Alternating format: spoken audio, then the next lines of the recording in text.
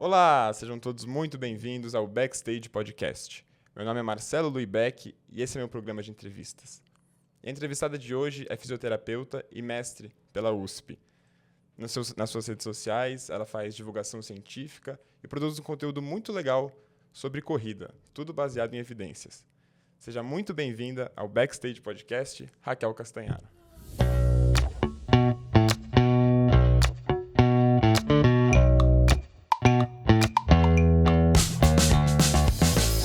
Obrigada. Menino, você fala também, fui ver se não tem um teleprompter ali. Ai. Mas eu treino, sabia? Porque assim, pra colocar um teleprompter, eu teria que comprar um. Aí eu não queria comprar Dá pra fazer no iPad. Então, mas aí ele teria que ficar segurando. Não, dá pra fazer com o Tá bom. Mas é que eu me forcei a falar sem isso pra ir, Não, foi pra ir maravilhoso. acostumando. Obrigado. Às vezes eu fico nervoso porque eu tenho que decorar as coisas, mas fica bom, né? Fica mais natural, eu acho. E você tem a voz bem gostosa de podcast. É mesmo? Uhum. Pô, obrigado. É uma voz calma, uma voz, vou dar uma relaxada. Eu tô procurando fono agora, porque eu quero melhorar um pouco minha fala.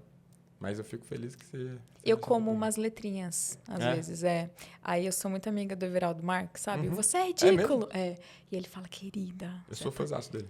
Ele é um querido. Ele fala assim, você tá engolindo o R. Deixa eu te contar. Daí eu tento, daí ele faz e eu viajei, né? Desculpa, fala aí. Não, imagina. Não, esses caras narradores, assim, são Ele é perfeitos de dicção, né? Jornalista e tal. Aí foi vendo um TikTok de um jornalista da Globo que eu falei, putz, preciso melhorar a minha dicção. Porque eu vi ele falando e eu falei, nossa, quero falar igual ele. Eu queria falar igual eu vi. Aí eu me vejo nos vídeos e falo, viu, já comi um. Vamos falar todas as letras hoje. Mas já que a gente tá trocando elogio, eu tava falando com a minha irmã ontem, que inclusive eu falei que é grande fã sua, que eu tava falando que comunicação é a coisa que mais atrai as pessoas, assim, né? Que mais dá vontade de assistir o conteúdo. E eu falei que eu assisto o seu conteúdo muito pelo jeito que você se comunica, porque eu não corro, mas eu gosto muito de ouvir você falar, eu acho interessante o seu conteúdo, mas o jeito que você fala é muito bom. Então, mais um elogio aqui da minha parte pra você. Mas por quê? Porque eu falo engraçadinho? Porque eu sou didática? Só pra eu melhorar mais? Tá, eu acho que você fala muito claro, assim, e você não é prolixa, ao mesmo tempo você não corta as coisas, você fala muito claro, você consegue passar muito bem a mensagem e de um jeito que, sei lá, é gostoso de assistir, assim. Obrigada. Depois, gente, isso aqui é tudo ensaiado. Tá Depois no explica. roteiro, tá no TP ali. Na verdade, a gente... Eu não aguento. Eu vejo a câmera dele é tão robusta. A gente ficou meia hora conversando, daria um podcast maravilhoso, chama Top Secrets. Daí a gente tá fingindo aqui que tá conversando agora, mas a gente já gravou um podcast secreto antes. É tudo proibido. Proibidão. Proibidão do Beck. É isso. Você viu, né? Backstage por causa do meu sobrenome, Beck, às vezes as pessoas confundem. Eu fui pesquisar. Eu falei assim, deixa eu ver. Aconteceu já. Veio aqui um convidado e aí ele falou assim, pô, achei que tava indo num podcast de maconha. Eu falei, não, relaxa, é meu sobrenome mesmo. Mas tem isso, acontece. Raquel, 2 dias atrás, eu tenho um grupo eu com 2 amigos, que a gente começou aí na academia e tal, e a gente tá meio que começando, então a gente se motiva, né? E aí um desses meus amigos me mandou uma mensagem falando assim, nesse grupo, né? Vou começar a correr. É um esporte muito legal, tá todo mundo correndo, quero começar a correr. Aí eu falei, que legal, vou fazer um episódio sobre corrida amanhã. Foi ontem, na verdade. Falei, amanhã no Backstage. Aí ele falou, com quem? Aí eu falei, com a Raquel Castanharo. Aí ele falou assim, nossa, aparece direto no meu TikTok, Raquel. No TikTok. Olha, lá nos jovens, consegui. Eu ainda não sou boa de TikTok, porque sou millennial. Mas, que legal. Então, eu achei engraçado porque chegou pra ele, mesmo que ele nunca correu. Eu falei pra ele nunca andou rápido, nunca havia andado rápido na vida dele, imagina correndo. Então, chegou pra ele de alguma forma também, porque eu acho que ele tem interesse em esporte, assim. Mas a corrida está muito em alta, né? E acho que também você está muito em alta, mas a corrida, no geral, as pessoas estão correndo muito e divulgando muito o que fazem. É muito legal de postar no Instagram e tal. Por que você acha que está tão assim esse esporte? A pandemia deu uma virada de chave no comportamento de muita gente. As pessoas se viram trancadas em casa, sem poder ir na academia, sem poder ir na natação, sem poder ir no tênis. E eu acho que a corrida foi um esporte escape para muita gente. A corrida é o esporte mais acessível que existe. Então, você não precisa de quadra, você não precisa de equipamento. E muita gente vai dizer que não é só pegar um tênis e sair correndo, mas eu sempre falo ao contrário. Correr é basicamente pegar um tênis e sair correndo. Se você quer correr por qualidade de vida. Se você quer performance, correr rápido, é outra história, né? Você põe treinador e tal. Mas, basicamente, para você ser feliz, ter uma endorfina, viver bem, é pegar um tênis e sair correndo. Então, é muito simples, não precisa de estrutura. E, na pandemia, teve essa virada de chave pela ausência de outros lugares e porque corrida, e as pessoas não sabem essa evidência, mas elas sentem na pele, corrida diminui sintomas de depressão e ansiedade. Mesmo em pessoas sem diagnóstico. E quem passou uma depressãozinha, uma ansiedadezinha na pandemia? Uma coisinha ali pequena, uma coisa pouca. Então, trouxe saúde mental para muita gente. E muita gente famosa começou a correr e postar. O Mark Zuckerberg, dono da Meta, corre e posta. Um monte de influenciador muito grande começou a correr e está postando. A Paula Carosella, um dia postou corrida. Então, tem esses dois fatores. E em 2019, saiu uma pesquisa de que 1% da população brasileira corre. Isso dá uns 6 milhões de pessoas. 2019. Então, hoje... Antes da pandemia, né? Antes da pandemia. Há dados na pandemia que o número de corredores aumentou. Porque, de novo, era o esporte que dava para fazer. No meio daquele lockdown todo. E acho que é por isso. Sabe que eu falei para você que eu não tenho hábito de correr, mas na pandemia eu corria. Eu comecei a correr... Uma vez a cada 2 dias, eu colocava isso como uma obrigação também para minha cabeça, porque eu estava ficando louco, principalmente naqueles primeiros 6 meses, assim. Eu comecei a ter umas dores em função disso, assim, mas depois eu parei, porque eu fui achar outras coisas para fazer. Eu e o Pedro, a gente conversa sobre isso, a gente prefere esportes gamificados, com jogo, né? Com tênis, futebol, futevôlei, coisas que tenham objetivos mais claros. Eu queria saber um pouco da diferença entre esse tipo de esporte e a corrida, tanto para os benefícios para o corpo, quanto para as lesões. Como que é isso, assim? Tá. Gamificação é um jeito do cérebro se motivar. Tanto que muita gente que corre faz gamificação. De uma outra forma. Não é contra uma pessoa, mas é contra ela mesma. Tem os aplicativos, já ouviu falar do Strava, por exemplo? No Strava, você termina o treino, tem lá, você foi melhor nesse segmento, você é o melhor desse quarteirão de São Paulo inteiro. E você ganha umas coisinhas, e as pessoas ficam loucas por isso. Então, a gamificação é um reforço positivo para o seu cérebro, para você querer continuar fazendo aquilo. E na corrida a gente faz também, do nosso jeitinho. Qualquer prática de atividade física traz benefício. Então, esse estudo que eu falei que corrida faz diminuir sintomas de depressão e ansiedade, isso é visto para qualquer esporte. Se você aumenta um pouquinho a sua atividade física, você vai ter bem-estar mental. Esses são parecidos. Na corrida, o que acontece é que é um esforço repetitivo, né? Você correndo. No tênis, você vai dar uma pancada. Então, as lesões na corrida, elas vêm de esforço repetitivo. As lesões em tênis, futebol, coisas mais gamificadas, normalmente vêm da sua pancada com o adversário, da sua pancada com a raquete de mau jeito. Então, são lesões agudas. Por isso que a gente vê muito jogador de futebol indo para cirurgia, porque entrou-lhe alguém ali na perna e lesionou um ligamento. E na corrida, a corrida não é muito divulgada, né? Nas mídias, não vende tanto. Mas o que a gente vê na corrida é uma pessoa com uma tendinite. E ela não vai fazer aquela prova porque ela está com uma tendinite. Pensando em saúde, por que a atividade física é tão importante? A atividade física faz a gente viver mais e melhor. O maior preditor, para você ter noção de mortalidade, assim, que a gente sabe que essa pessoa tem mais risco de morrer, é falta de massa muscular. Nossa. Mais do que tabagismo e mais do que diabetes, tipo 1. Então, uma pessoa muito, muito fraquinha, ela tem 400% mais risco de morrer do que alguém na faixa normal de força. E mais do que VO2, por exemplo? Mais. VO2 é a segunda medida. Mas por quê? O músculo?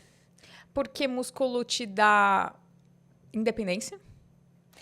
Porque músculo melhora o seu metabolismo. Então, você, por exemplo, você fica doente. Se você tem massa, seu corpo tem reserva. Teve até o exemplo do Kaique Brito. Eu vi que ele foi para UTI. Que foi para UTI e ele chegou todo aesthetic e saiu um palitinho.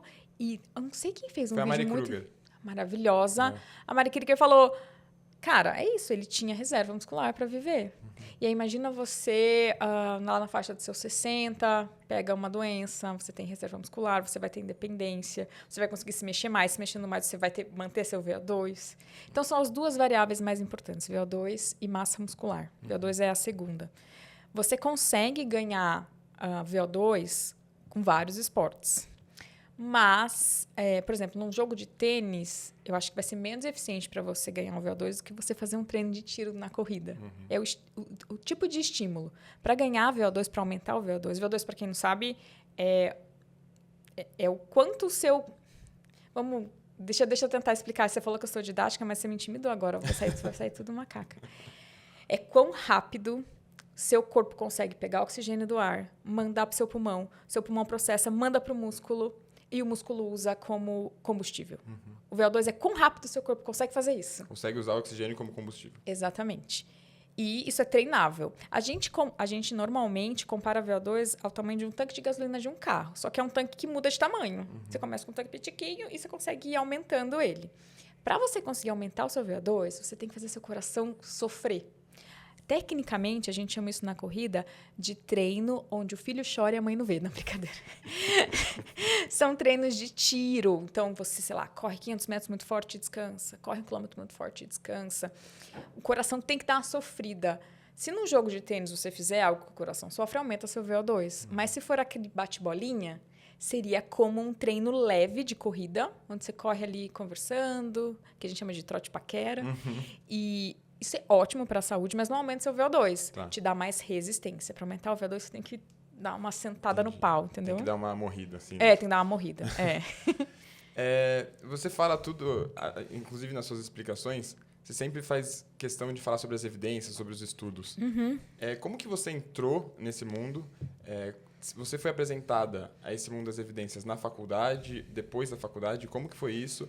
E como que é fazer divulgação científica usando evidência? Porque eu imagino que o Instagram de corredores deve ter muita gente que fala muita coisa e eu imagino que você não seja um exemplo raro de pessoas que usam bastante a ciência para divulgar. Então, conteúdo científico é muito menos sexy. Porque você fala, olha, pode ser que você fica meio em cima do muro, porque é isso, existe uma probabilidade disso ser bom. Isso a gente não sabe ainda, não consigo te responder preto no branco. É muito menos legal do que você falar, esse tênis machuca. Então, eu acho que eu teria mais alcance se eu falasse groselha, mas eu não quero. Eu fico muito feliz de me manter ali fiel e eu trago daí o público que gosta dessa informação um pouco mais aprofundada. Eu fiz USP, ele também, viu, gente? Vocês sabiam? E a gente estava falando bem da USP antes de começar. Super bem. Super bem. Eu entrei na USP em 2005 e eu não aprendi o que a gente chama de prática baseada em evidência na USP. Não aprendi nada. Aí eu fiz mestrado na USP. Eu aprendi um pouco. Não aprendi como eu deveria. Eu fui aprender agora. E aí eu fico pensando, imagina, olha a minha formação. É uma formação privilegiada. E eu só fui aprender depois. Imagina, às vezes, a média de um profissional que está num lugar sem tanto acesso a tanta coisa. Na USP eu tenho acesso gratuitamente às principais revistas do mundo. E tenho acesso a congresso. A primeira vez que eu fui para fora do Brasil, eu estava na iniciação científica e fui apresentar meu congresso na França. A USP pagou para mim. É um puta privilégio. Mas eu não sabia para que evidência científica serve. Você sabe para que evidência científica serve? Para usar a melhor prática possível? Não, olha que legal isso.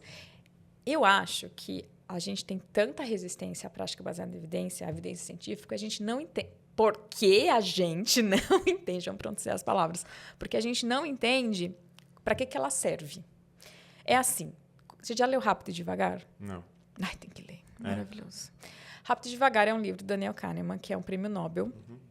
E ele mostra os nossos vieses cognitivos. O que é isso? A gente enxerga o mundo todo torto. A gente acha que está abalando, mas a gente não consegue enxergar realmente o que está acontecendo sem um teste científico. A gente tem um monte de viés. Por exemplo, vou dar um exemplo assim. Uma dermatologista fala, nossa, correr faz cair a bunda da mulher. Porque olha aqui, recebi uma corredora hoje, a bunda está caída. Recebi outra corredora ontem, a bunda estava caída. Logo, corrida faz cair a bunda. Isso é um viés, chama viés de seleção. Porque quem vai na dermatologista tem uma queixa.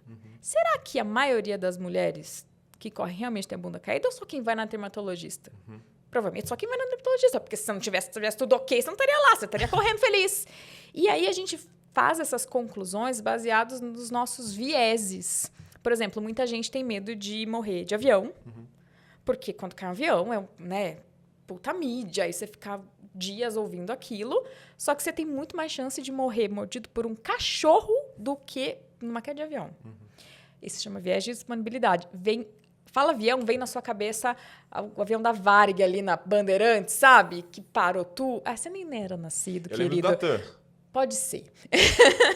Do Datan eu lembro. Então, nosso cérebro, ele não sabe estatística. Ele acha que o que a gente vê acontece mais. Mas não é porque você está vendo que acontece mais. E o único jeito da gente driblar isso, de entender realmente, será que correr cai a bunda?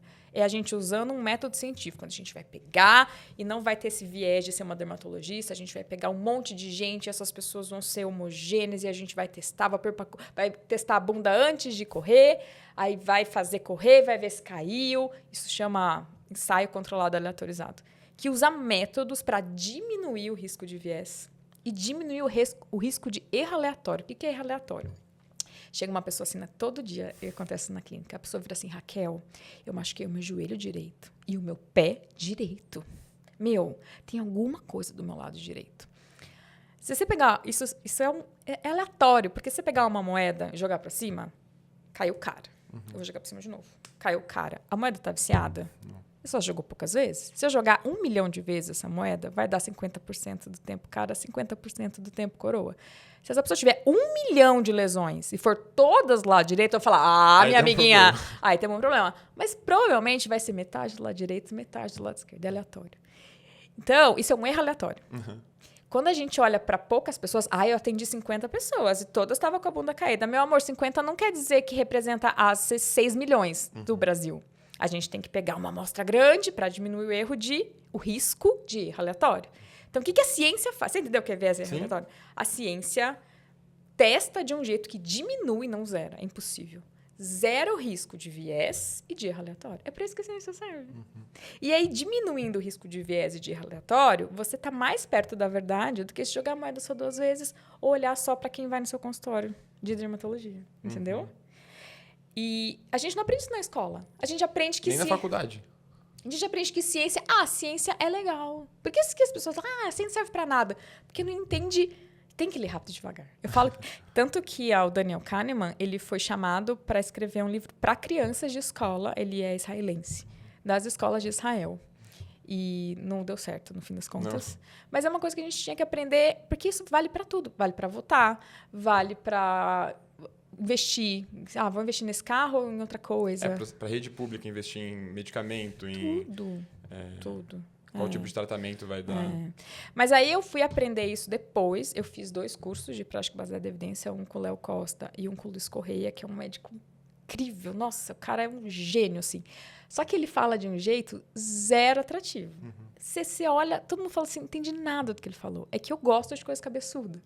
O Léo já consegue colocar a evidência de uma forma, uma malemolência maior, assim. Mas você tem que estar interessado, porque não é um conteúdo fácil de digerir. Não é uma dancinha do Instagram. Por isso que também o nosso público não é tão bombado. Mas devia ser, porque devia ser educação básica. A gente devia ter isso na escola, devia ter educação financeira e menos mitocôndria, talvez.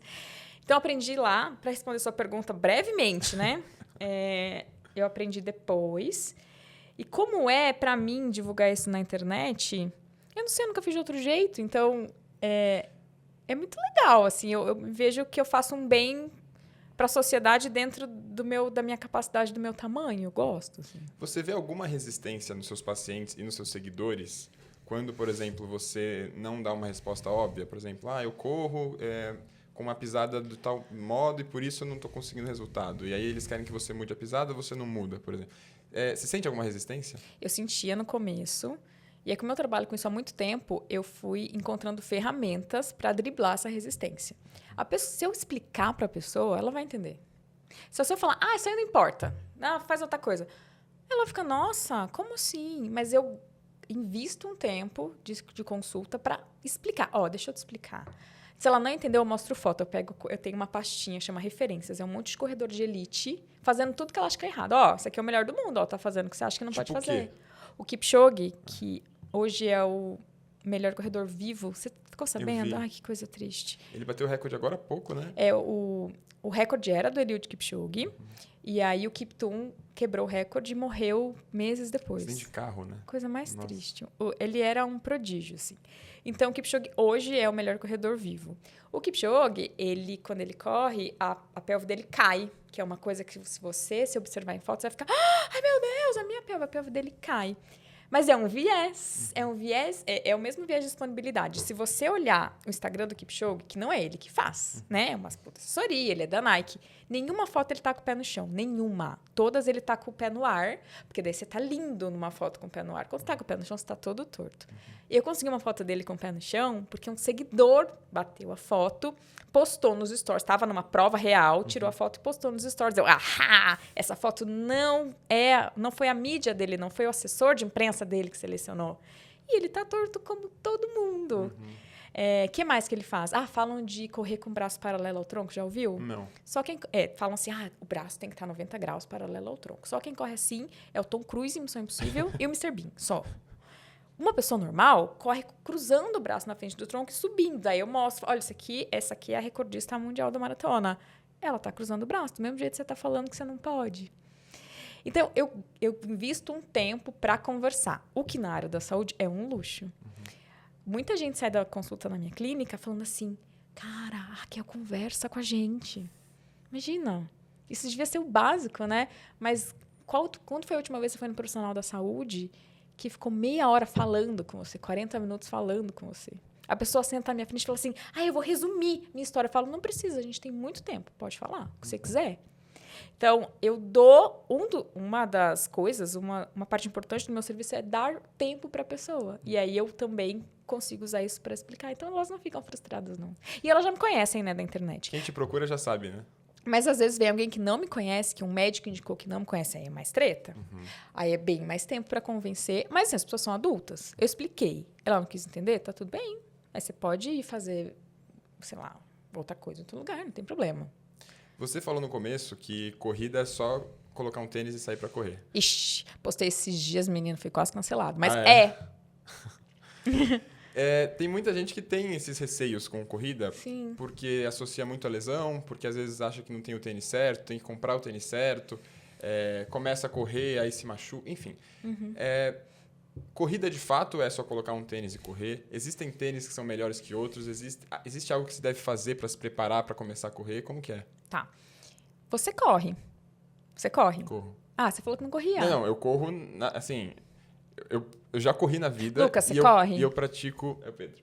Pedro. Desculpa. Quem é Lucas aqui? Ninguém.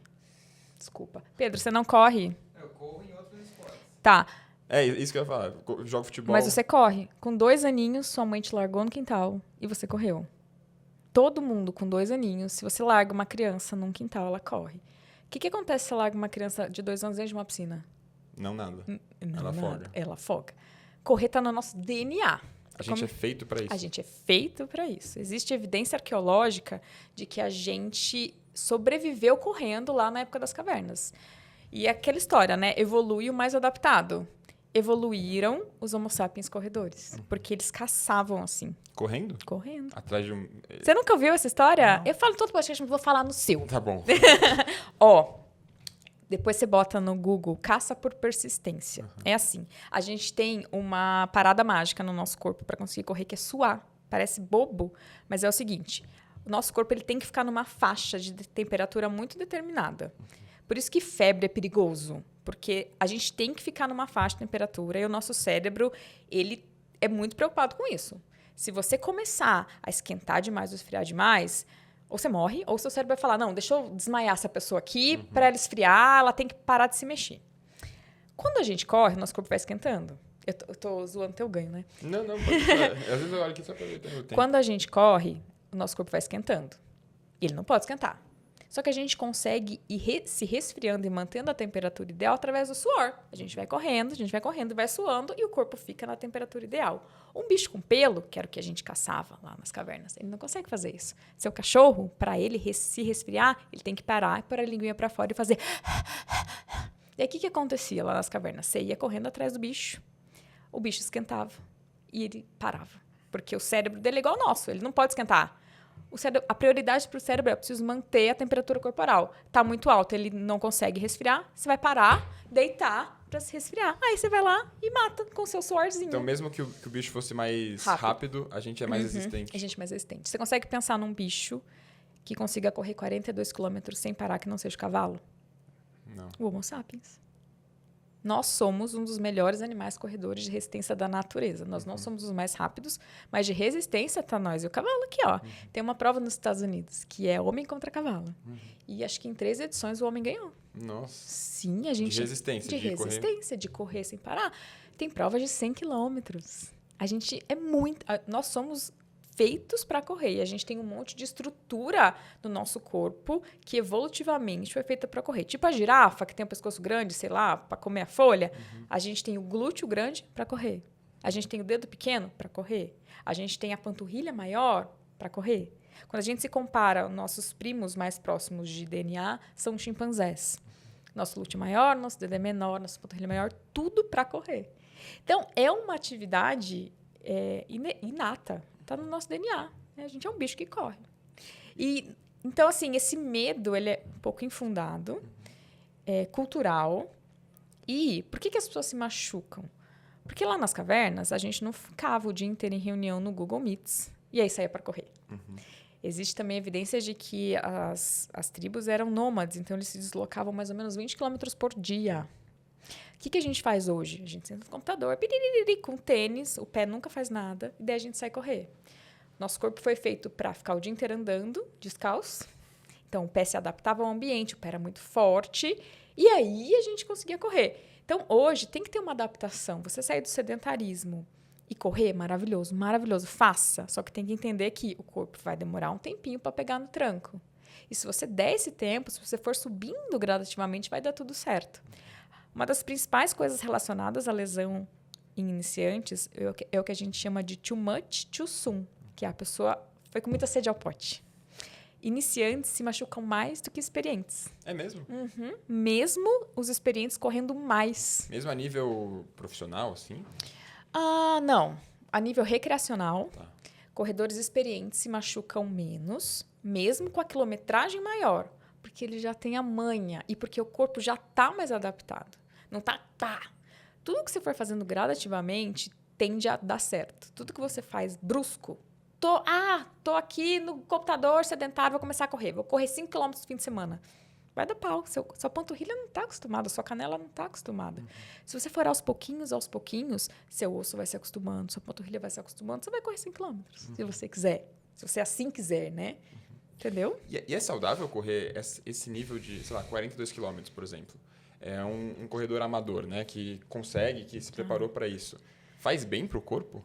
Pergunta difícil, hein? Existe uma evidência de que quem corre mais do que 60 quilômetros por semana tem um risco maior de se machucar. Para você treinar para uma maratona, você tem que correr mais que 60 quilômetros por semana. Então, você está, sim, em maior risco de se machucar. O risco é enorme, é um risco médio e tem a realização de um sonho, tá? Então, tem que botar na balança. Fazer uma maratona, 2 por ano, não é algo não saudável se você treinar com calma, se você não fizer aumento brusco. Fazer maratona a cada 3 meses é um problema, porque você vai estar o tempo inteiro em maior risco de se machucar. Pensando em evidências sobre saúde de coração e longevidade, o que a gente vê? Que quem tem melhor VO2 vive mais.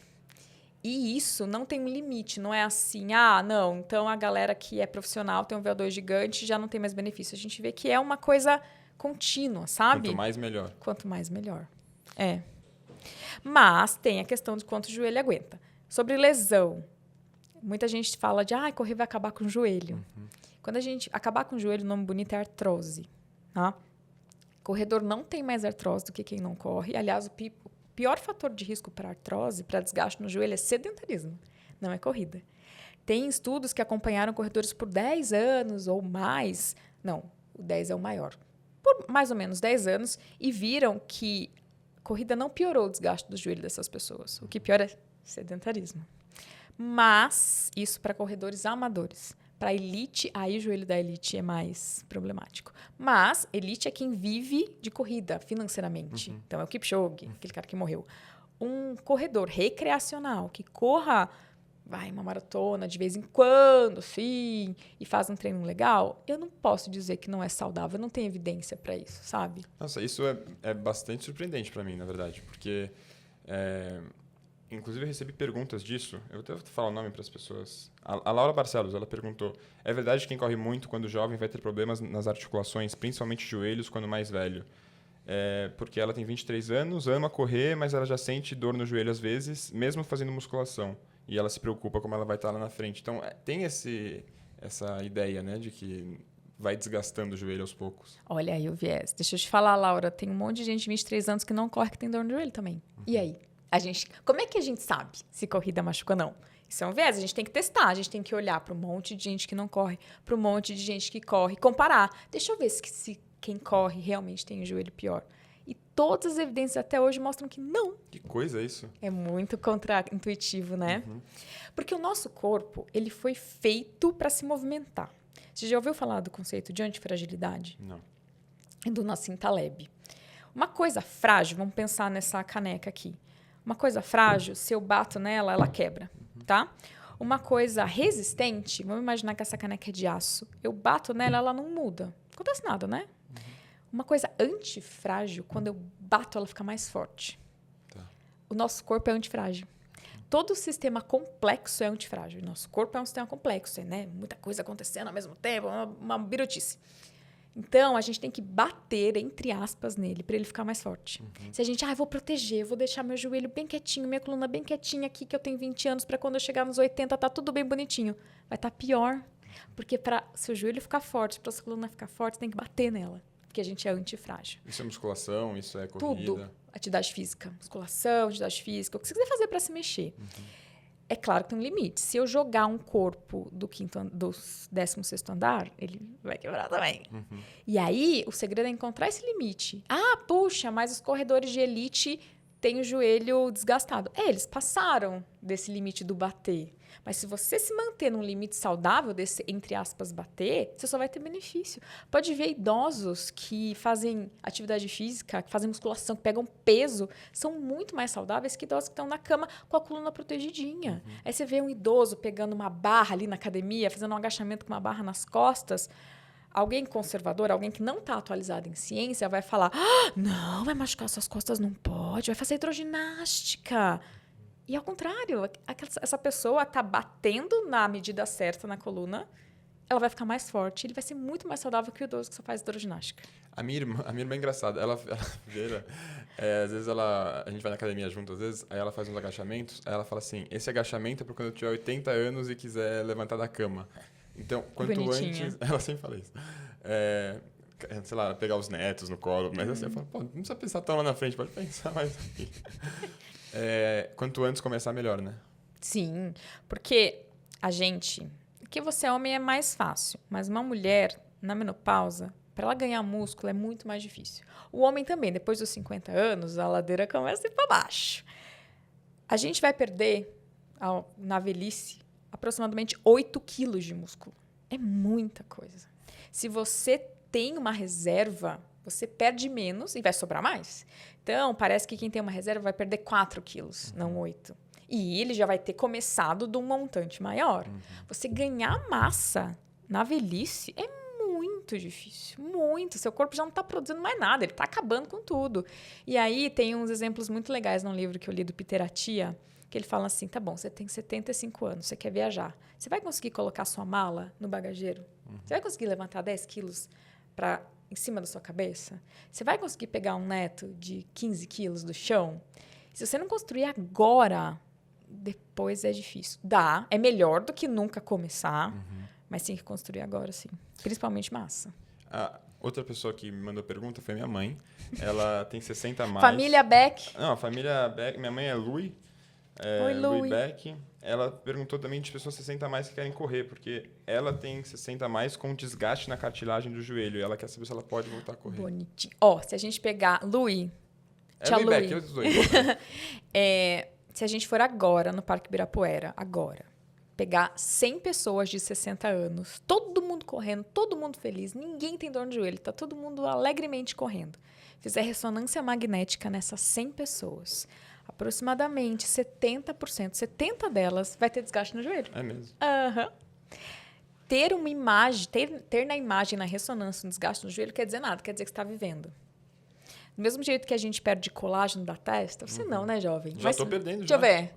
Ok. Tá mesmo. Tô falando. Do mesmo jeito que a gente perde colágeno do rosto, a gente perde colágeno do joelho. A cartilagem é feita de colágeno.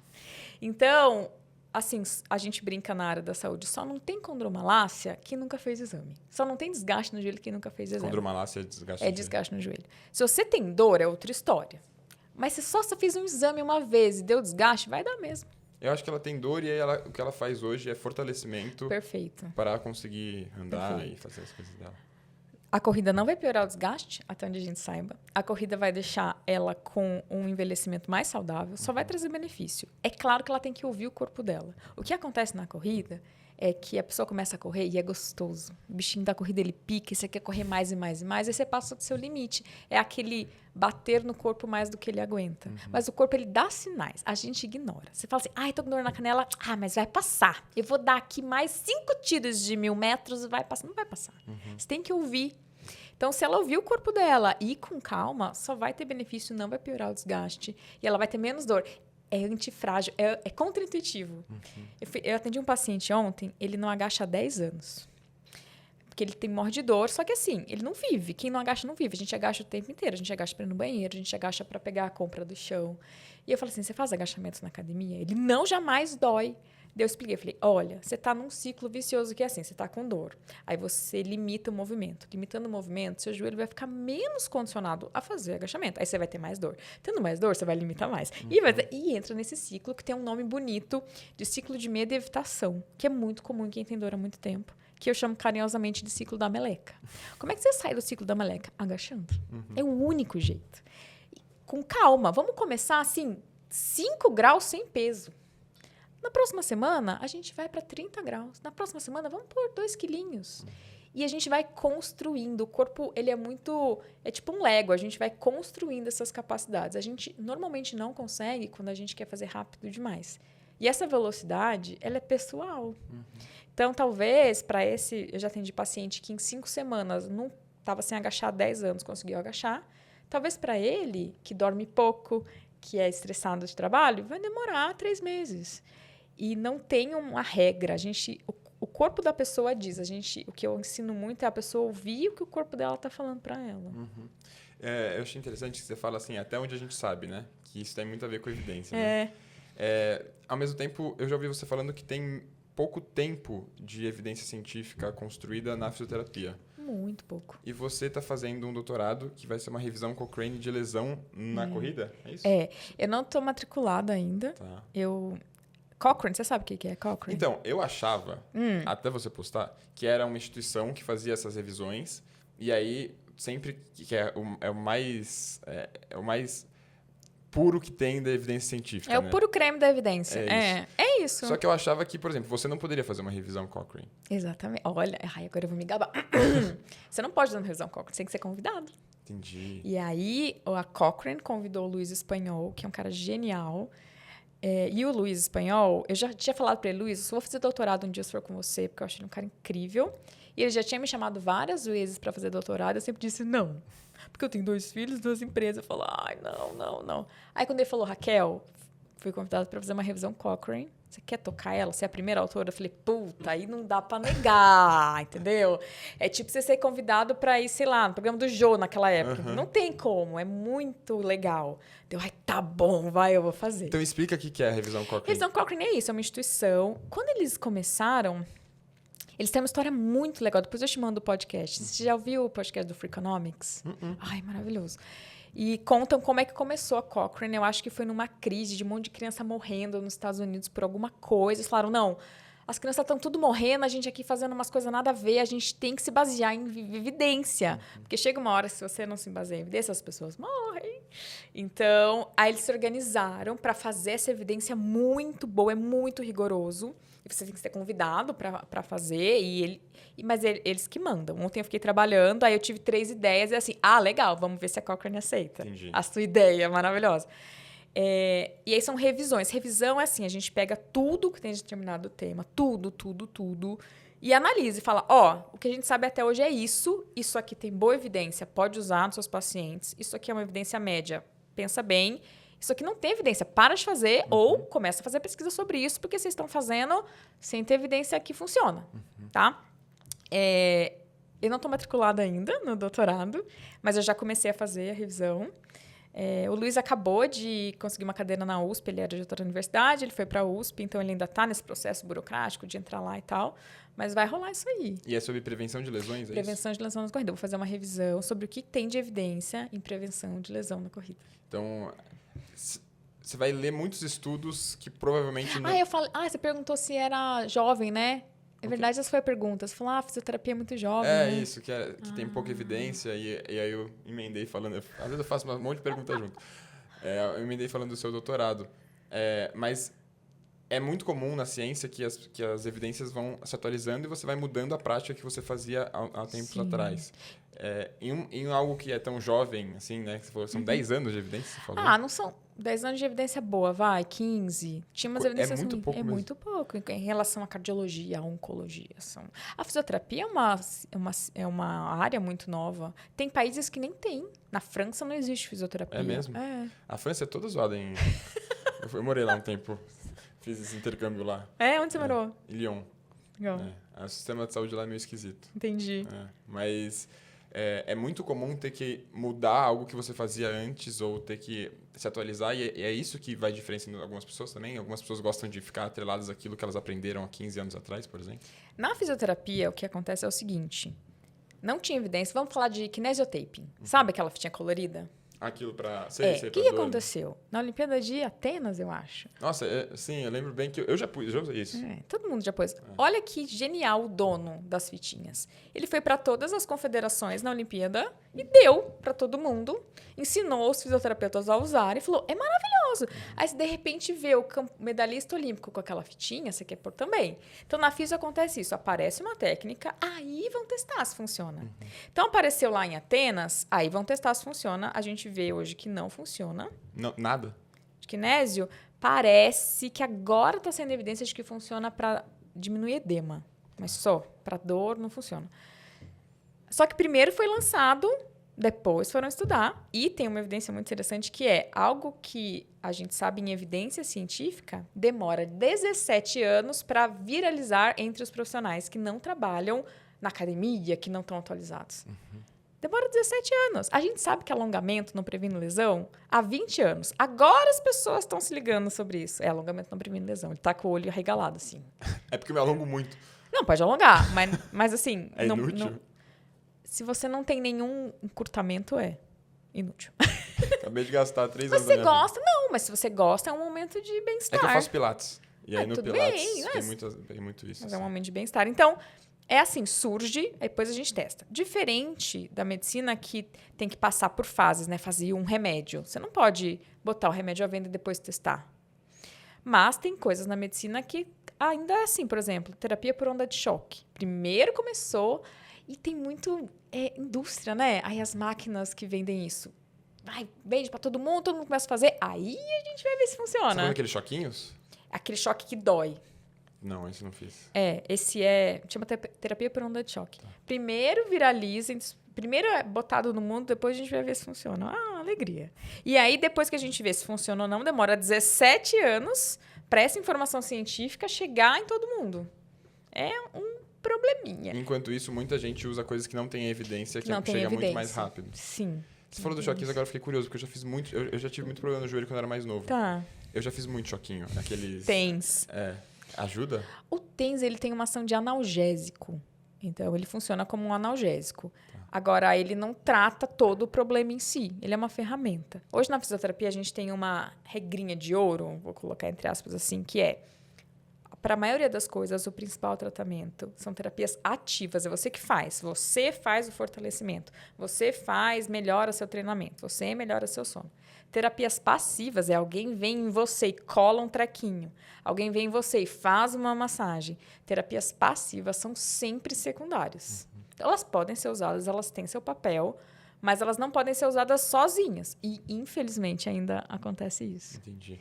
As pessoas se irritam. Você falou da evidência mudar, as pessoas se irritam um pouco quando a evidência muda. Todo mundo, para falar mal da ciência, usa a evidência do ovo. Que ovo era bom, ovo é ruim, ovo é bom de novo. Primeiro que ovo nunca foi ruim. Isso é uma interpretação errada. Segundo, que bom que a evidência muda. Imagina se a gente usasse lá sei lá, em 1500, deviam benzer. Você quer que continue assim? Que bom que muda. Por que muda? A tecnologia melhora. O tipo de análise melhora. Então, hoje a gente tem supercomputadores que conseguem trabalhar com Big Data. Então, eu vou pegar aqui, consigo analisar a pisada de 1 milhão de pessoas. Você não tinha isso há 30 anos. Você tinha uma planilha, papel e caneta. Então, é óbvio que as coisas vão mudar. E é óbvio que elas vão melhorar. Só que chega uma hora que chega um platô, né? Tinha uma evidência vermelha, aí ela ficou verde. Aí vai passando os anos, a tecnologia vai melhorando, continua verde, aquilo está consolidado. Então, hoje a gente sabe que sedentarismo mata. A gente sabe que hoje o que mais mata no mundo são doenças relacionadas a sedentarismo e má alimentação. É mesmo? Mas quando teve o pico da Covid, foi Covid. Mas hoje, que está controlado, o que mais mata são doenças relacionadas a má alimentação e sedentarismo. Mais que tabagismo. Muito mais. A gente acha que é câncer. Nada. É sedentarismo. Porque aí mexe com o sistema cardiovascular, é isso? Exatamente. Então, por que eu falei isso? Não lembro. Mas isso está muito consolidado. Dificilmente vai chegar alguém e falar assim, não, ser sedentário é ótimo. Porque a gente já sabe há muitos anos. Então, tem esse processo de mudança e alguns temas estão passando por esse processo de mudança. E aí as pessoas começam a não acreditar na ciência. Primeiro, porque elas não sabem para que serve. E espero que tenha... Foi claro a explicação. Bastante claro. Elas não sabem para que serve. E segundo, porque gera essa desconfiança. Que bom que mudou. Sei lá, a gente cria filho diferente do que criar. Eu crio meus filhos diferente do que comparando da forma que eu fui criada. E que bom, eu acho que é muito melhor. A gente se preocupa muito mais com saúde mental das crianças agora. Na minha época era assim, tinha que manter vivo. Tá vivo? Ótimo. E aí é tudo esses milênios doidinhos, entendeu? Tudo ansioso, com problema, entendeu? Que bom que as coisas mudam. Eu acho que as pessoas deviam ver com bons olhos, não com maus olhos. É igual, por exemplo, o remédio para grávida, né? Como tem muitos anos de evidência científica, normalmente você dá remédios para grávidas que são remédios muito antigos, às vezes que não são os melhores remédios para uma pessoa que não está grávida, mas que tem a evidência de que não vai afetar o feto ou algo do tipo, né? E você não pode testar nada em grávida, né? E depois daquele rolê da talidomida, não sei se você sabe disso. Sei. Então, todo mundo ficou muito mais atento a isso. Um monte de feto morreu, né? Ou nasceu não, era uma época que eles vinham com deficiência, então com um braço, as alterações estruturais em braço e perna, normalmente. Entendi. Vamos falar um pouquinho sobre corrida profissional? Vamos. Você falou do que morreu, esqueci o nome Kiptum. dele. Kiptum. E tem o Kipchoge. O Kipchoge, ele seria o Pelé da corrida, assim? Porque eu conheço ele e eu não acompanho esse cenário. E eu vejo que você postou que você conheceu ele, meu né? brother. Já viu mais de uma vez? Já, meu virou amigo. seu amigo. Opa. E eu sou cara de pau. Não sei se eu já contei isso em podcast.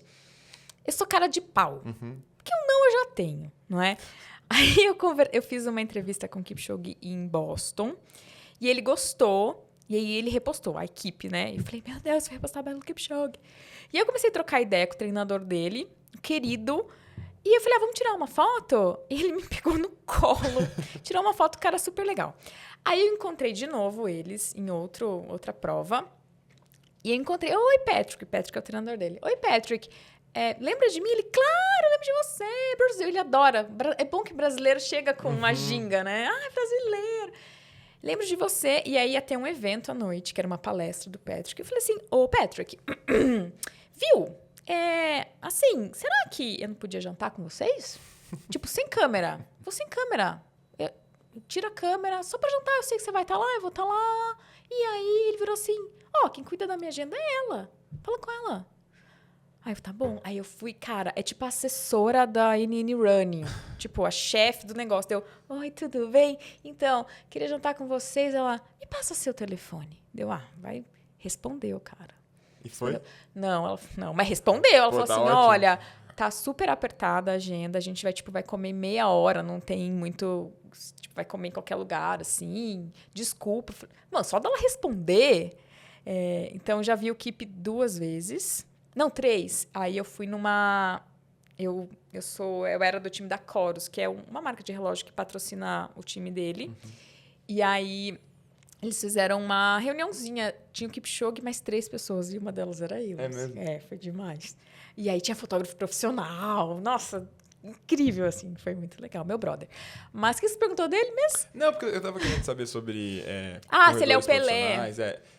O Kip, ele é um baita corredor. Ele é o único homem até hoje a ter corrido 42 quilômetros abaixo de 2 horas. Foi um evento criado para isso, né? Isso. Porque eles fizeram tudo para facilitar. Porque numa maratona de verdade, não tem essas facilidades que ele teve. Por exemplo, ele teve uma linha na frente dele que ele tinha que seguir, isso ajuda.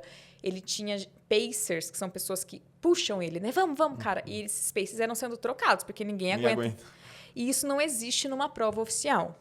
Então, ele foi o primeiro homem a fazer isso.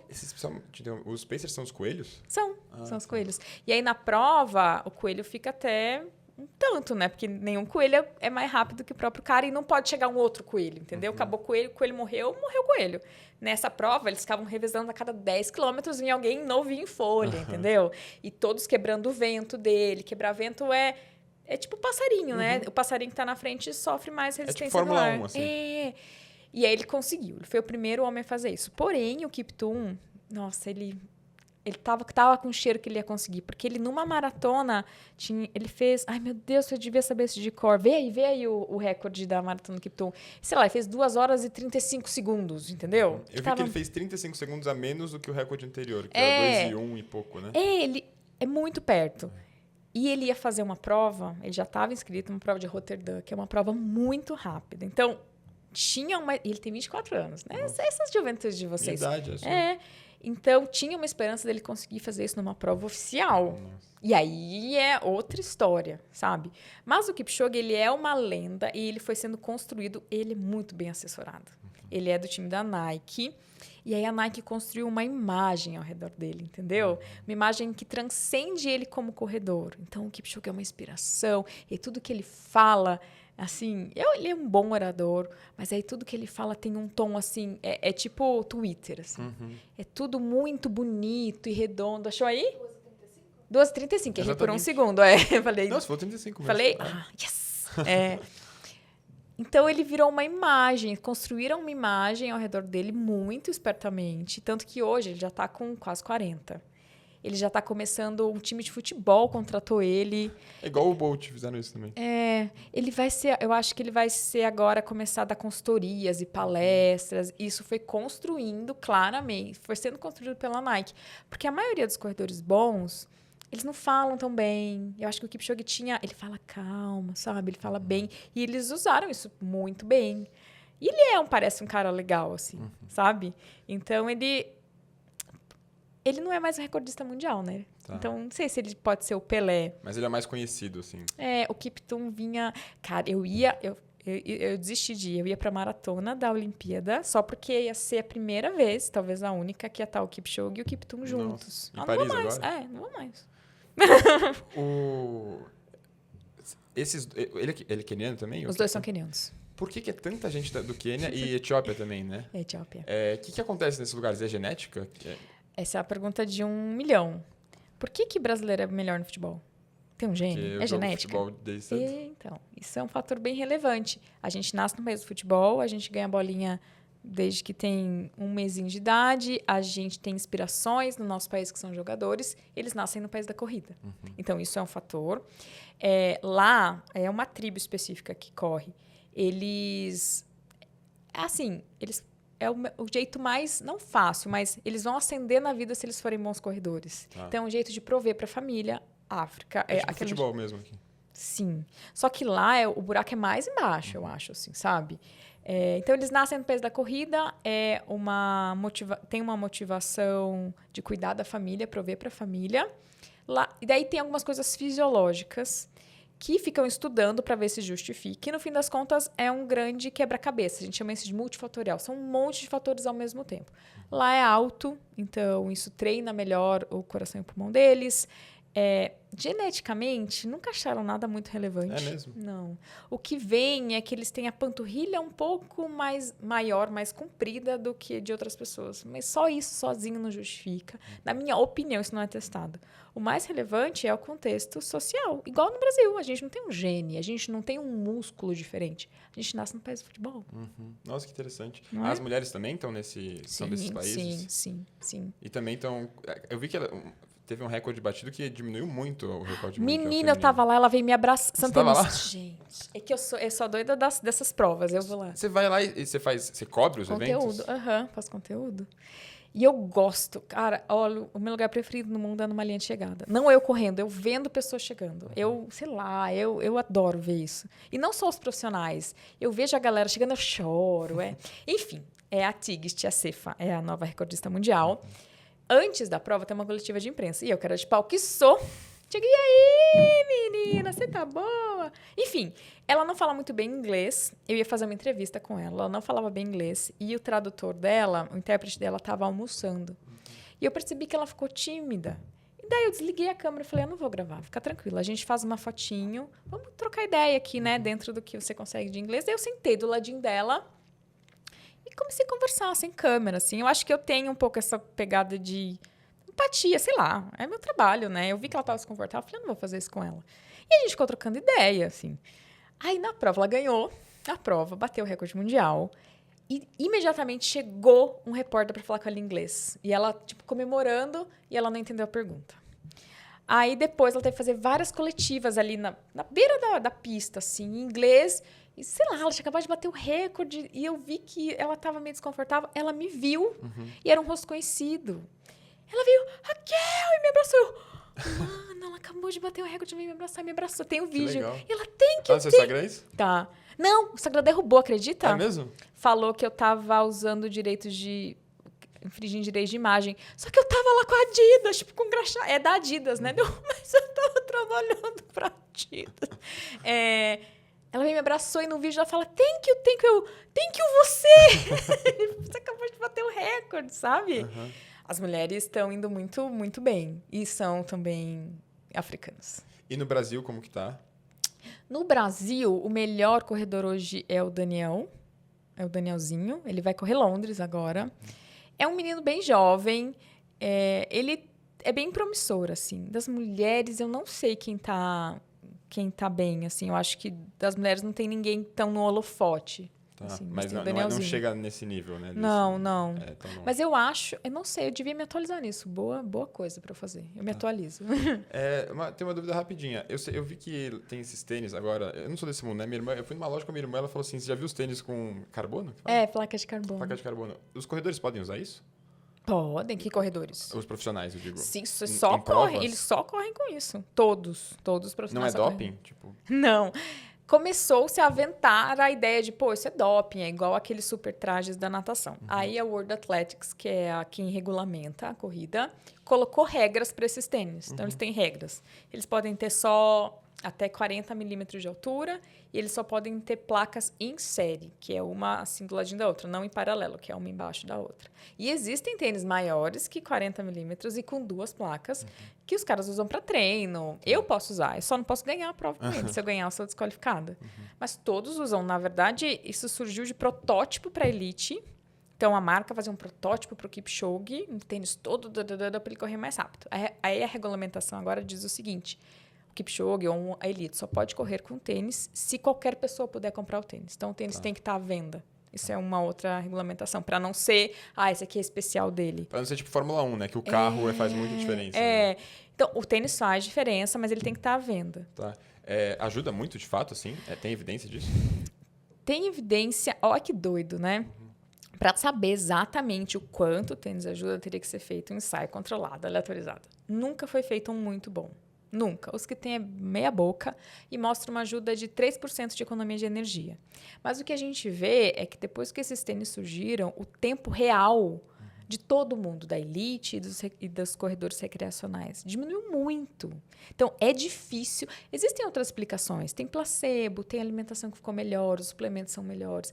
Existem outras explicações que podem contribuir, mas é difícil a gente falar, não, o tênis não tem nada a ver com isso. Foi uma curva muito doido, assim, muito doido. Então, não tem uma comprovação redonda, mas o que a gente vê no mundo real diz muito que sim, esse tênis faz diferença e nenhuma elite corre sem ele mais. E você, assim, como que você é com corrida? Você produz muito conteúdo, mas na sua vida particular você corre? Você tem objetivos com a corrida? Como que é? Eu corro, eu vou fazer uma meia maratona daqui 1 mês e meio, mais ou menos. Já fiz algumas meias. E aí eu decidi fazer maratona agora. Eu sempre fiquei receosa porque eu tenho 2 filhos. E assim, dá muito trabalho. E eu quero ficar com eles, né? Pra mim é importante passar tempo com eles, horas. Então eu ficava, nossa, será que eu vou conseguir treinar e tal? Mas aí me bateu uma vontade. Quando eu fui para Boston, que eu conheci a primeira vez o Kipchoge, todas essas provas importantes, elas têm uma corridinha de 5 km um dia antes. E eu fiz essa corridinha de 5 km e a energia era muito louca, assim, a galera na rua, todo mundo batendo no sininho. Eu falei, nossa, eu preciso fazer uma maratona. Aí encasquetei. E aí eu acho que eu vou fazer uma maratona. Quando, mais ou menos? Ninguém sabe disso. Eu ia fazer Nova York, que é no fim do ano. Eu desisti. Eu tava com muito medo, pé atrás. Eu falei, não sei. E eu descobri o que era. Nova York eu não ia levar meus filhinhos. Eu tenho um filhinho de 6 e uma filhinha de 4. Ele vai ter 7, né? Vou ter 7 e 4. Eu não vou levar pra Nova York. Vai estar frio, uma zona cara. Eles iam preferir mil vezes que eu pegasse dinheiro e levasse pra Disney. Falei, eu não vou levar meus filhos pra Nova York. E aí eu comecei a entender que eu não ia conseguir fazer a prova sem meus filhos. Não ia. Que coisa? Não ia. Eu quis Nova York porque eu tenho medo de ficar entediada. O que acontece depois de 2 horas correndo? Eu falo, nossa, quero fazer outra coisa. Tipo, já ouvi todos os podcasts que eu queria, eu já fritei minha cabeça em todos os problemas que eu tinha que fritar, já briguei mentalmente com todo mundo, chega. Então eu tenho medo de ficar entediada. E a maratona de Nova York é gente te gritando o caminho inteiro.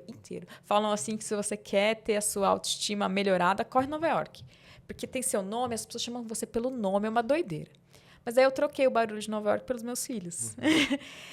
Não vou contar ainda que maratona vou fazer, vou deixar segredo. Mas aí eu não vou mais fazer Nova York, depois te conto. Você sabe que eu já fui fazer uma viagem com meu pai, porque meu pai foi correr uma maratona. Eu fui pra Paris em 2006. Você tinha quantos anos? Eu tinha 5, 6 anos. E foi legal? Então, não, tava muito frio. Então, tava muito frio. E o que eu mais lembro é do frio, assim, então, de verdade. Eu fico pensando, vai estar frio. E Nova York, uma muvuca. Mentira, eu tinha 9 anos, já era um pouco mais velho. Não, tá frio, não quero. Mas olha que engraçado, tem uma... legal. Meu pai correu 2 maratonas e aí hoje ele tem problema no joelho. Então, ele evita correr, ele caminha muito com a minha mãe, assim, mas ele evita correr porque ele acha que o joelho já tá muito desgastado. Acho que ele foi orientado a parar de correr. Muitos profissionais orientam isso. Mas aí, de novo, quantos anos tem seu pai? Meu pai tem 61. A minha tia tem 61, não corre, também tem problema no joelho. Tipo, as pessoas fazem essa associação porque é um viés, entendeu? O peso em cima do joelho pode atrapalhar? Essa é outra evidência muito legal. O corpo humano ele é um sistema complexo, né? Então, um excesso de peso vem também, muitas vezes, com uma cautela maior. Alguém que está dentro da faixa de MC considerada regular vai sentar a bota na corrida achando que é um super-homem. Alguém com sobrepeso já vai pensar, puxa, eu estou com sobrepeso, tenho que fortalecer, tenho que me proteger. E o que isso gera na evidência? Se a gente olha para pessoas com sobrepeso, elas se machucam tanto quanto pessoas sem sobrepeso. Não se machucam mais. Então, quando essa pessoa vai num profissional da saúde e fala, você tem que emagrecer primeiro, não tem evidência. E eu acho crueldade, porque a pessoa tá querendo fazer alguma coisa. O jeito de emagrecer seria esse, né? Fácil falar, né? Na faixa de obesidade, a gente vê um aumento de risco. Aumento de risco não significa que vai acontecer. Se eu saio na rua, eu tenho mais risco de ser atropelada do que se eu fico em casa. Mas não significa que eu sou atropelada. Então, existe um aumento de risco de aproximadamente 10%. E olha que interessante, corredores iniciantes também têm um risco. Lembra que eu falei que iniciante se machuca mais? Com 10% de risco a mais. Então, é muito parecido para a gente pegar e falar assim, olha, não corre, que vai acabar com o seu joelho. Porque a pessoa sair do sedentarismo vai trazer muito mais benefício do que ela estar sujeita a esses 10% de risco aumentado de dor no joelho que a gente resolve. É muito mais fácil resolver isso do que resolver uma hipertensão, diabetes, uma gordura na artéria que vai ter que operar, entendeu? Então, quando a gente bota na balança, não é legal falar para alguém com sobrepeso e obesidade, se ela quer, né, não correr. Porque o benefício vai superar muito o custo, o risco daquilo, sabe? Nossa, é muito bom ouvir você falar. Porque são coisas que estão meio enraizadas na nossa cabeça. Então, pra mim era meio óbvio, assim, que uma então, pessoa de sobrepeso não deveria correr. Talvez. E é isso que a ciência serve. É um viés, entendeu? Uhum. Então, quando a gente olha e fala assim, não, é óbvio. Quando você testa com um rigor científico, e para isso que ele serve, esse rigor científico serve para a gente olhar com menos viés e menos erro relatório, a gente vê, olha, não é o que eu pensava. E mais ou menos 90% das coisas que a gente pensa, faz sentido isso. Quando a gente testa, 90% É mesmo?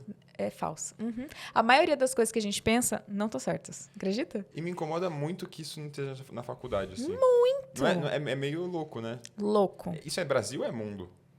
Não sei. Mas é muito, tipo assim, a USP. Né? Se fosse pra ter um lugar no Brasil, era pra ser lá, né? Pois é. Talvez, olha, agora com o Luiz lá, eu tô com fé, viu? É. Meu futuro orientador de doutorado, porque ele é um querido, um gênio. Talvez a coisa engate. Por que você não vira professora lá? Porque eu tenho muita conta pra pagar.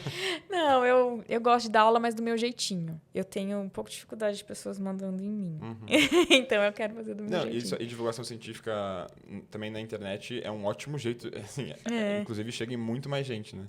Eu acho que sim. A Mari Krieger, ela tá mudando o mundo. Ai, ela Quando começou a me seguir, eu quase morri. É mesmo? Daí ela me convidou pra gente fazer um conteúdo juntas. Eu tô passada. Sabe onde eu conheci ela? No meu Réveillon, ela era DJ do meu Réveillon. Que legal. Ela ficou 5 dias lá, daí ela ia, dançava na festa, a gente tirou uma foto com ela como DJ. Eu queria falar com ela sobre essas coisas. Mas Você tá aqui, ela bebaça. Vamos falar de alumínio? Ela é DJ também, mas ela é muito boa, né? Nossa, ela é muito boa. Elas, meninas do Nunca Vi um Cientista. Não conheço essa. Elas são duas meninas, nunca vi um cientista, depois olha. É um conteúdo da Mari, é que a Mari tem essa pegada de atriz e humor, né? Que eu queria tanto ser engraçada, mas não consigo. Quando eu vejo, já tô séria. Porque foi isso que viralizou. Falar de ciência, viés cognitivo.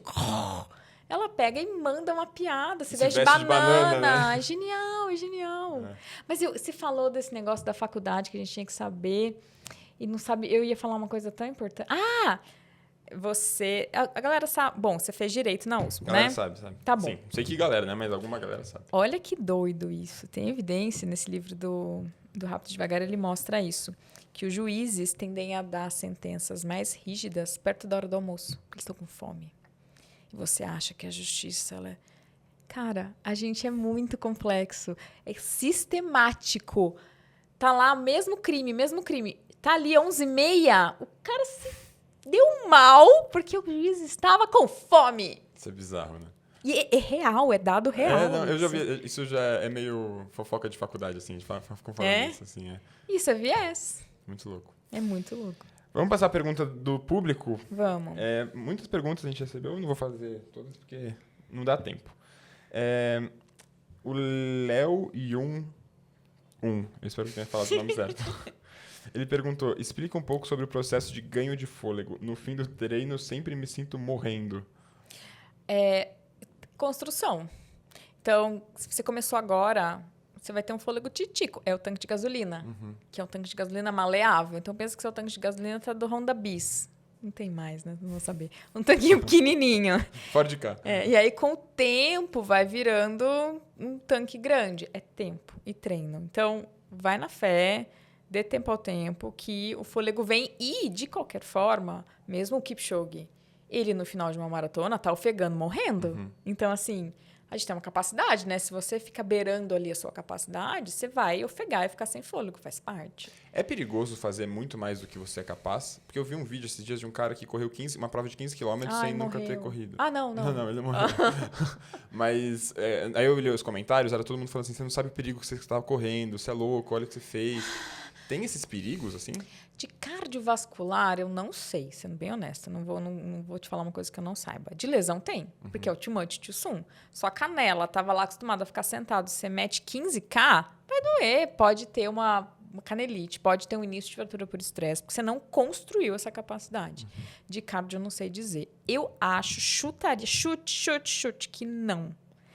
O nosso corpo é bem mais resistente do que pintaram. Essa antifragilidade. A gente foi pintado como frágil, mas a gente é antifrágil. Então, Não é a coisa mais esperta a se fazer, mas, de novo, eu acho que o risco é muito maior de ficar sentado assistindo Netflix e se você postar isso, ninguém vai escrever você não sabe o mal que você está fazendo. A gente está acostumado a ser conivente com o sedentarismo. E a gente está acostumado a ter medo de se mexer. E acho que um dos meus papéis é inverter isso. Você perguntou como eu sou uma corredora, né? A gente tá num papo, tá com energia caótica, né? Então, eu falei que ia correr maratona. O melhor podcast é quando vai fluindo, assim. Eu sou uma corredora lenta. Eu queria te falar isso porque tem uma pressão na corrida para sempre correr mais. Por que correr 15? Porque, você vai ouvir que quem corre 3 não é corredor. É sim. É corredor, sim. E eu tento mostrar isso. Eu mostro que eu não corro tão rápido. Eu corro médio. Não corro nem rápido, nem lento. Corro médio. Que eu tenho preguiça. Porque quem mais viraliza hoje, no meu meio, são pessoas que correm muito rápido. Que é legal de ver. São saradas, aquele abdômen claramente com testosterona. Mas vamos mudar de assunto. E essas pessoas bombam. Porque elas são lindas. Porque elas correm muito. E é muito legal você ver alguém, né? Assim. Mas não é realidade. Viés. De novo, é uma pequena fração das pessoas que correm assim. A maioria corre 3 desbaforido. Então, eu gosto de mostrar que, assim, você não tá vendo. Você acha que o que você vê é a maioria. Não é. A maioria são pessoas que você não tá vendo. Isso não é tão comum, né, em influenciadores de corrida, porque normalmente os influenciadores de corrida tentam mostrar performance a todo custo, né? Todo custo. É um saco. Eu acho que, inclusive, porque minha irmã gosta tanto de você, é porque você não passa essa visão de que você tem que ser a top na corrida para poder correr, né? Exatamente. E, de novo, são exceções. Os tops da corrida são exceções. A maioria das pessoas corre 5 km, não corre 42. Mas aí na internet você vai ouvir que se você só corre 5, nossa, que horror.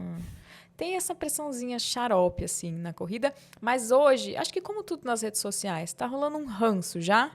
Então, começando a crescer perfis que falam justamente o contrário. Na gringa, mais. Aqui, ainda pouco. Mas nos Estados Unidos tem um monte de perfil que até no título tá lá, sei lá, @Amanda Slow Running. Tipo, já para mostrar aqui que ela é, né? Eu sou uma corredora lenta. E isso está começando a viralizar lá porque as pessoas estão cansadas. Porque é legal você ver, né? Capa de revista é sempre aquela coisa maravilhosa. É legal você ver isso, mas chega uma hora que você começa a achar um lixo. Você fala, puxa, por que eu não corro assim? Por que eu não tenho essa barriga? Para começar, porque você não já testosterona. Mas isso me irrita um pouco, né? Como mulher. Uma vez... Ai, desculpa, Imagina. Papo caótico. Eu queria, uma vez na vida, eu falei, eu quero ficar sarada. Uma vez na vida. Eu sou mãe de 2 crianças, eu quero ficar sarada. Aí eu fui num médico. E aí comecei a tomar whey, ia fazer força. E ganhei massa. E com isso, ganhei uma pancinha. Eu falei assim, eu sou uma mulher magra. Eu falei, eu tinha essa pancinha aqui. Que negócio é esse? Ele, então, querida, quando a mulher ganha massa, ela ganha uma gordura junto no começo. Mas essas influenciadoras, ele... testosterona, querida. Você quer? E lipo, né? Não, lipo não. Ele falou assim, Nossa. olha, pra você ficar com a barriga da arroba tal, é tanto de remédio. Porque ele prescreve até, né? Tipo, e eu falei, é? E assim, eu sou uma pessoa da saúde, não sabia disso. Daí imagina uma mulher, mãe de 2 filhos, que tá infeliz com o seu corpo, aí vê a arroba lá, perfeita, fala, ai, eu tenho foco, força e fé também, e eu não fico assim. Isso me irrita, não tanto. Eu não vejo nenhum problema em expor o corpo. Eu acho que se eu tivesse aquela barriga, eu ia andar pelada também, todos os dias. Não ia, só que não ia, nossa. Tem que mostrar, eu acho que tem mesmo. Mas eu me irrito muito da pessoa não falar. Ela fala que é foco, força e fé e boa alimentação. Aqui, ó. Aqui. Aí é cruel com quem tá com foco, força, fé e boa alimentação, porque não vai chegar. Não vai. É biologicamente. Parece que é culpa sua, né? Falar, ai, nossa, eu não tenho gratiluz suficiente. Você acha que é muito mais comum do que eu imagino, então? Agora eu aprendi. Eu olho assim, essa aqui tem, essa. Tem... Aí eu aprendi as características físicas, né? Eu sou meio Rodrigo Góes. Isso que eu ia falar dele. E pra mulher é mais fácil. Porque assim, tem coisa... E o médico falava, querida, pra mulher, uma mulher sem nada, não fica assim. Então, não! E eu ingênua, sabe? Isso me bate, me irrita. Mostra o corpo, mostra. Fala, é foco, força, fé, boa alimentação e... tantos miligramas de chip da chip da beleza a cada 6 meses. Teve um evento uma vez, de uma marca aí, que era uma competição. E uma amiga minha foi. Ela é linda, linda, limpa. E tem um corpo lindo dentro dos padrões normais, que não é aquela coisa super estética. E ela falou que ela competiu e ela via a marquinha no braço da maioria das meninas com chip da beleza. Ela fala, como é que eu vou ganhar com essas meninas com chip da beleza? Chip da beleza é hormônio masculino, numa mulher. Então ela fala, como é que ganha? Não ganha. Isso é chato no nosso meio, porque não tem antidoping no meu meio. Dos influenciadores. Não tem antidoping. Então, assim, e me irrita. Aí eu falo, E é ruim também, porque além de passar uma imagem que é falsa, está muito associada à saúde, né? Essas mulheres magras, elas também têm um conteúdo muito de saúde. E, na verdade, usar a testosterona é justamente o oposto disso, né? olha... Na maioria dos casos, a pessoa não precisa disso, né? Eu fui numa vez, esse eu fugi para as colinas, assim. Ele fez um exame e ele falou assim, você tá com a testosterona baixa. Vamos injetar. Eu falei, eu sou mulher, é óbvio que eu tenho a testosterona baixa. Eu falei, não, nunca mais. Voltei. Falei, tá doido? Tá na moda, né? Que tem que repor. Não tem que. Assim, é uma distorção bizarra. E hoje é difícil você... É só pegar a comparação de corpos, assim. Uma mulher muito sarada, ela tem um limite do que é um corpo de mulher, sabe? Passou daquilo, e daí a voz fica grossa. Não sei se você já viu. Daí tem um gogó aqui e fala, não, é foco, força e fé. Tem um pomo de Adão aqui na garganta, assim, que sobe e desce. Isso me irrita como mulher agora, não como... Que eu falo... Porque eu tive o sonho de ser assim, e daí eu entendi que não, porque eu não quero fazer em mim, sabe? Tem aquelas pessoas, mulheres e homens, que aí eu não vejo problema nenhum, porque admitem que fazem, e fazem por isso, admitir que faz, não tem problema nenhum. E sabem dos riscos, bodybuilder, essas pessoas, eu acho que tá tudo certo, assim. O problema é isso. O próprio Rodrigo Góes, ele mostra a foto dele e fala, tava cheio de suco. Ali eu tava fazendo amor com suco, né? Mas é isso. Mas fala. Fala foco, força e fé e suco. Porque pelo menos quem quiser ficar igual a ele tem que saber as consequências disso, né? Sabe, eu acho sacanagem. Eu falo todos os procedimentos testes que eu faço. Porque é sacanagem. Você fala, eu tenho a pele assim, que, é que eu acordo todo dia e agradeço ao universo. Aqui, ó, é Botox e ácido hialurônico, não. Aquele trem que faz colágeno. Bioestimulador. Já foi pesquisar. Faça que é maravilhoso. Eu ia falar outra coisa, eu ia falar bichectomia. Não, bioestimulador. Bioestimulador. Eu falo, não, é Botox. Toda vez que eu apareço, eu falo, é Botox, gente. Não mexe porque é Botox. É complicado, enfim. Mas pergunta aí que eu fugi do tema. Tem uma pergunta da Amanda Beck, minha irmã. Qual a diferença entre correr na rua e na esteira, além de que um é legal e outro é chato? Quase nenhuma diferença. É mesmo? Isso é outra lenda. A esteira, ela ajuda um pouquinho na impulsão. Tem gente que acha que é só pular na esteira que você vai correr. Não. A força é igualzinha. É só um pouquinho menor, irrelevante. O impacto na esteira também é um pouquinho menor, mas não é assim. Então se eu correr na esteira não tem impacto, é maravilhoso. Não. Vai machucar do mesmo jeito, porque é pouco relevante. E na esteira, a gente aterrissa o pé um pouquinho mais perto da gente, o que é legal para o rendimento. Tudo isso é muito pequeno e basicamente irrelevante. Então, corra onde você se sente feliz. Esse mundo de internet é muito louco, que a gente consegue conversar com gente que a gente era fã, né? E eu sou fãzaça da Thaís Farage. De repente, ela quer começar a correr e me escreve. Eu quase morro. E aí, eu mandei o meu curso para ela, que tem planilha de corrida. E ela tentou por 3 meses. Falou, Raquel, não nasci para correr, eu odeio. Então, me conta como você fez. Eu fiz na esteira. Eu, não, gata, errou. Foi rude. Eu levei ela pro Ibira. Ela falou, isso que é correr. Eu falei, isso que é correr. Esteira é horroroso. E aí, se a pessoa quer começar na esteira porque ela acha que é mais seguro, não é mais seguro. E se for chato, ela não consegue fazer daquilo um hábito. Para formar um hábito, você tem que ter uma pitadinha de prazer, de alegria. E na esteira, você tem o quê? Tristeza, é tudo de ruim. Nossa, eu odeio correr na esteira. Eu já corri um pouco na vida. Também. Correr fora, assim, na rua, eu não amo, mas eu consigo. Na esteira, pra mim, não rola, assim. É horrível. É horrível. Hoje eu corri na esteira, eu fico assim, pingar pimenta no olho ou esteira. Mas hoje teve que ser. É muito mais prático, né? Muito mais rápido. É. Infelizmente. Bom, muitas das coisas a gente já falou aqui. Acho que eu vou para uma última pergunta das pessoas que mandaram, que a Sofia Freud perguntou: qual foi a maior lição de vida que você aprendeu com a corrida? Você tem uma lição de vida assim que você aprendeu com a corrida? Nossa, eu aprendi com a corrida que as pessoas a respeitar as diferenças.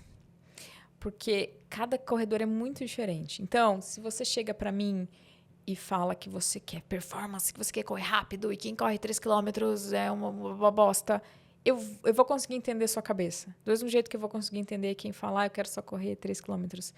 E aí eu acho que por eu ver isso todo dia, para mim é palpável como as pessoas são diferentes, sabe?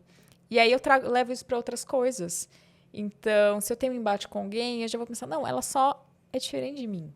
Não é que ela tá certa ou tô errada. Então, eu vou contar que a gente falou no offline. A gente fez USP, né? E quando a gente tá na USP, eles colocam um embriãozinho de rei na nossa barriguinha, que vai sendo gestado, né? E quando você se forma, você taca aquele rei na barriga, que a vida faz você parir, eventualmente.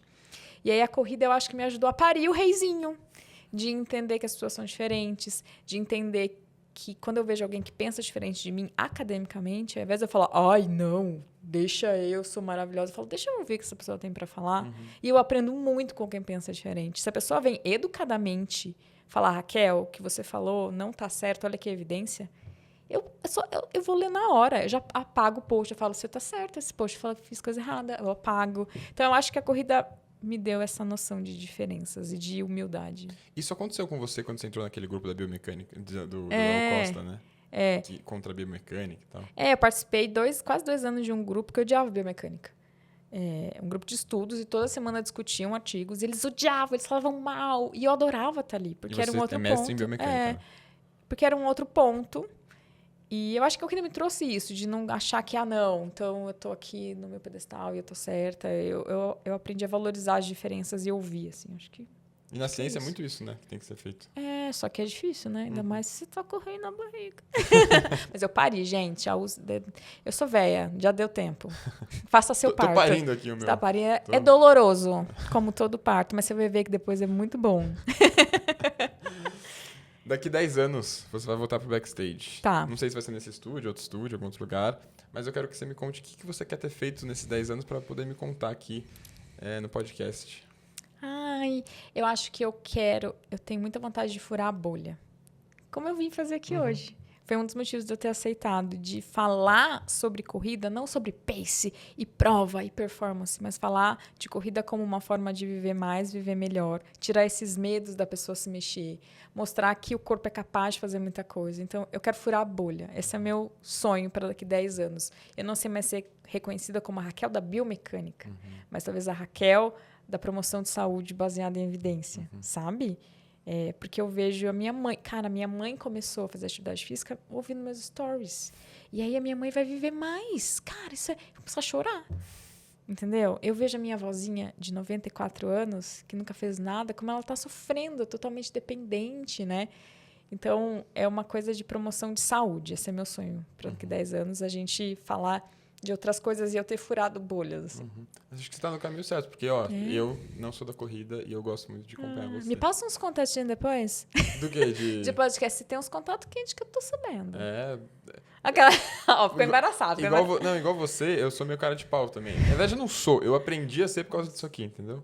E aí igual eu te mandei mensagem... Foi você que me mandou? Eu mandei mensagem e eu mando mensagem pra um monte de gente. Então... Eu conheço as pessoas assim. Eu vou mandando mensagem no Instagram e vou fazendo. Mas aí não. Você tem que mandar áudio, que a sua vozinha é muito gostosa.